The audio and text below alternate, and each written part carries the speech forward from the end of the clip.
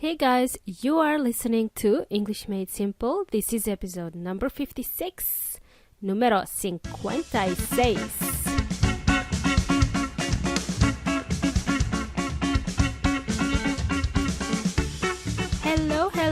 Hello from sunny Melbourne. Today is scorching high temperatures of 30 degrees in Melbourne. It's like being in a hot oven. Hot as hell, that's pretty hot.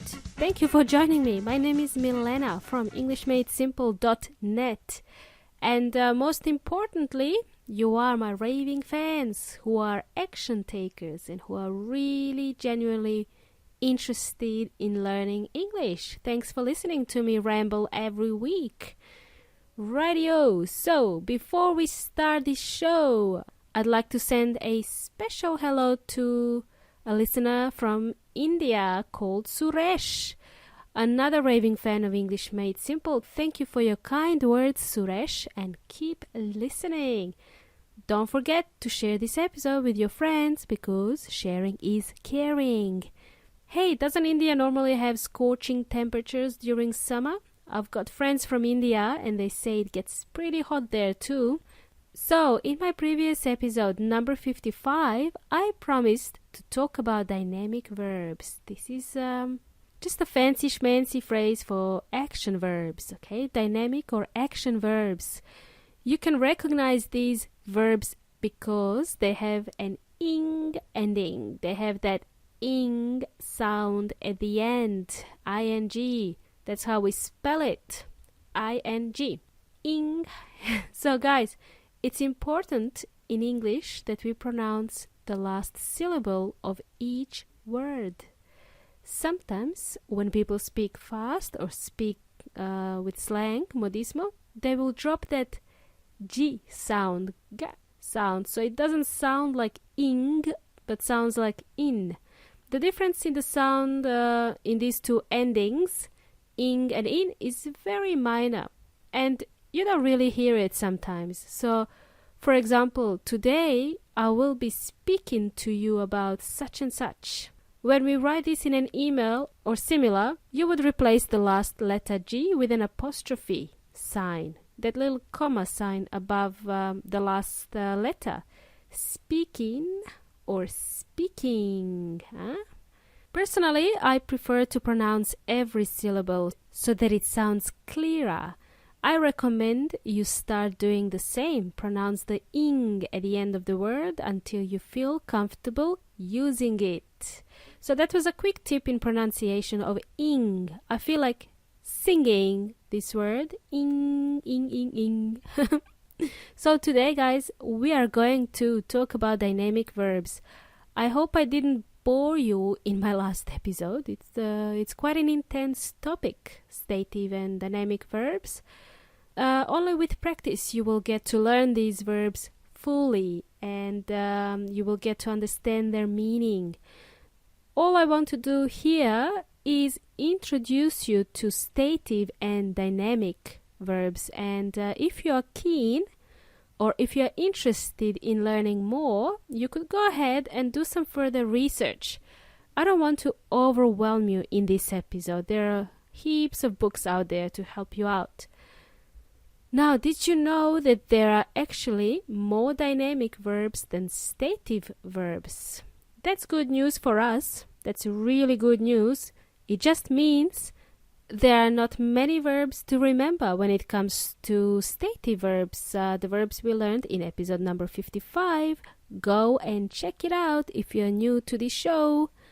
Right, so dynamic verbs involve verbs like, for example, to be, to eat, to talk, to walk, to dance, to feel, to bring, to take, to buy, and so on.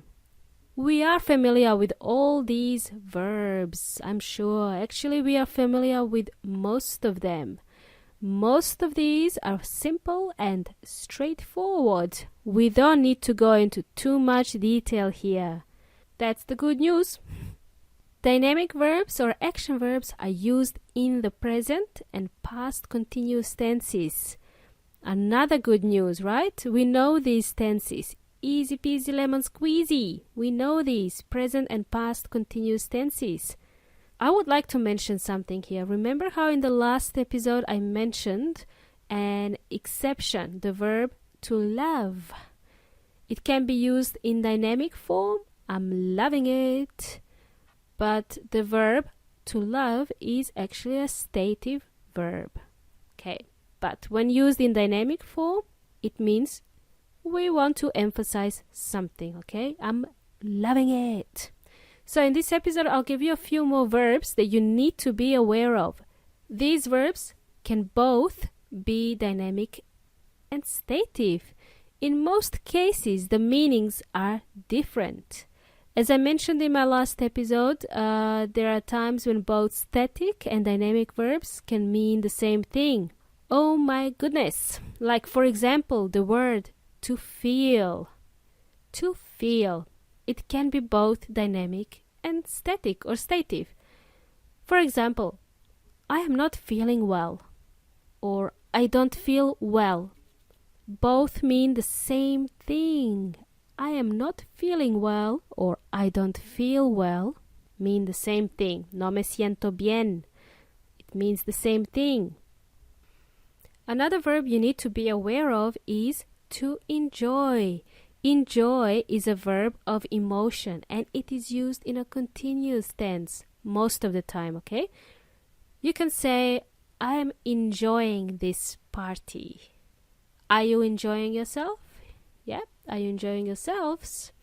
You can't really say, I enjoy this party if you're referring to this party, fiesta.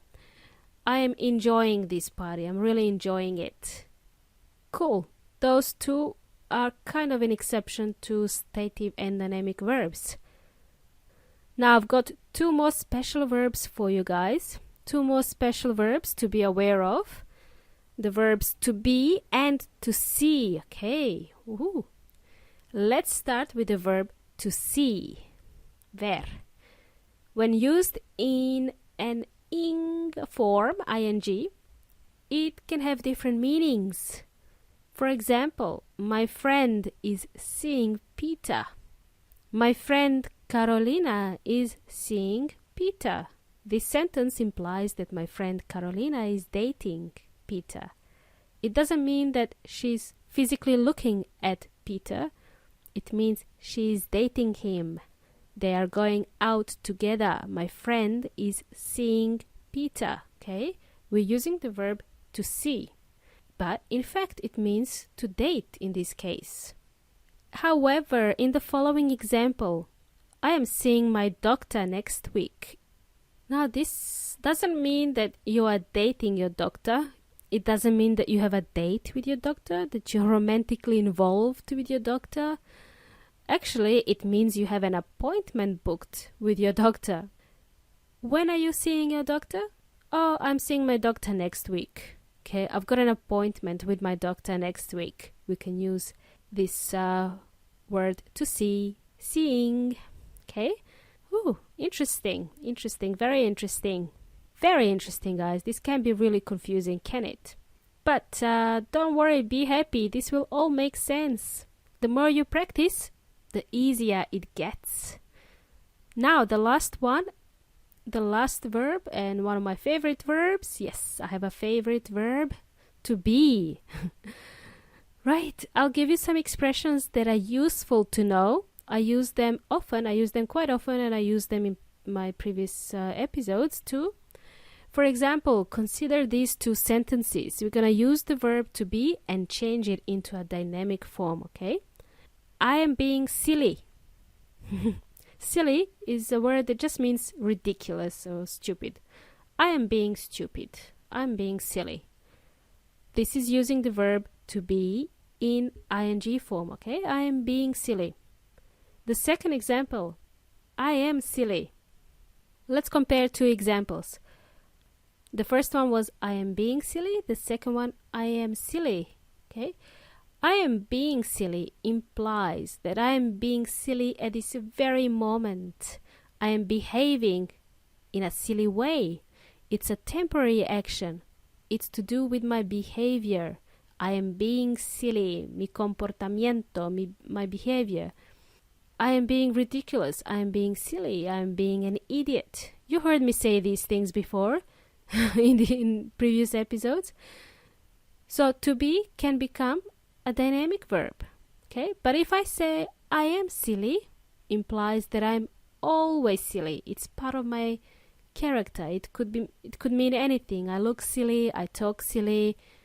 Just means I am silly as a person in general, okay? I am ridiculous as a person in general. I think my husband would agree with that statement. I am just silly in general. Not temporary. Now, how was that? Did you learn something new today? Hopefully you had an aha moment, or I didn't know that before. Well, now you do. Excellent. Cool. I think we will finish with all these dynamic and stative verbs. Hopefully you learned something new today. Did you know there are adjectives that can have an ing ending, and they could be adjectives? Can you think of some adjectives that end with ing, ing? One of my friends asked me the other day, what is an adjective? And I was like, what? You don't know what an adjective is? What? That's just crazy talk. Crazy talk. Oh my goodness. Basics. I don't blame her. She has never attempted to learn another language. So obviously for her, learning grammar in itself is like learning another language. You have to know all these special grammar terms to start making sense of the language. I get that. So now back to you. I'm getting myself distracted here. So can you guys think of some adjectives that end with ing, that have that ing sound at the end? I used one earlier in today's episode actually. The new word for you guys, I used the word scorching. Scorching, which means very hot. Example, it could mean a scorching summer. Okay, it's an extremely hot summer, very hot summer. I heard that the past few days were a scorcher in Santiago. You can use it as a noun, a scorcher. Tomorrow will be a real scorcher in Melbourne. We're going to have 35 degrees tomorrow. Not looking forward to that. Here are some adjectives for you guys to think about. Amazing, 1. Interesting, exciting, disgusting, asqueroso, disgusting. Boring, overwhelming, understanding. That can be an adjective. That can also be a noun too. My friend is very understanding. Okay, my friend is very understanding means very compassionate. She is compassionate. She's understanding. Also, one more example using some of these adjectives. I hope today's episode wasn't too boring for you. I hope it was an interesting episode for you. I recommend you learn these adjectives. They will come in handy when you do your exams. Usually in English exams, whether you are doing IELTS or TOEFL or FCE in Spain, you will often be asked to describe something or someone. So learn adjectives. That's my tip for you, amigos. Learn these adjectives. And guys, please don't feel disheartened and think, oh, I don't get these stative verbs now. What does it all mean? Okay, be patient. Please be patient. There is an English saying that goes like this. Practice makes perfect. The more you practice, the better you become. Eventually, the more you practice English, the more of these verbs start to make sense. But for now, just keep your ears and eyes open. In the next episode, which will be our short and sweet episode, I will mention some expressions that use this ing form, ing form, and then you can practice those to help you with pronunciation. How about that? How cool is that? Awesome. Now, before we finish with today's episode, I want to wish a happy birthday to another raving fan, Maria Gabriela. Hopefully, my friend Eduardo didn't ruin the surprise. Maria didn't expect me to send her birthday wishes via my podcast. Hope you had a great day for your birthday, Maria. All the best. Now, guys, hope you enjoyed today's episode. And now, my friends, Elvis has left the building. This episode is coming to an end. The show has come to an end. Have a great week. It's been a pleasure.